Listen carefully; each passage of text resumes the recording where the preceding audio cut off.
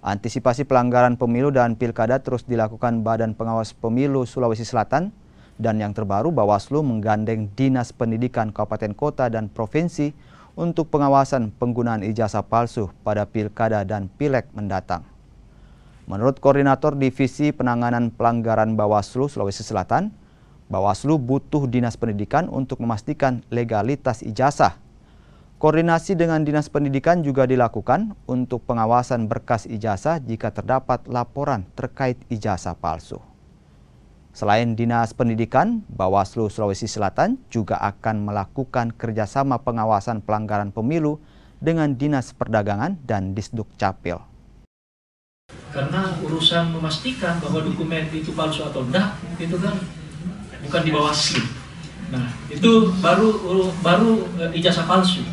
Bagaimana dengan data kependudukan atau data kewarganegaraan?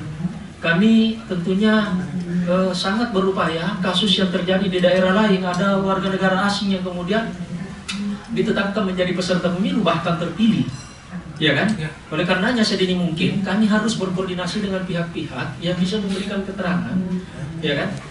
Apakah calon ini punya kewarganegaraan asli Indonesia atau dia cuma sekedar penduduk, pemegang kartu tanda penduduk, gitu ya?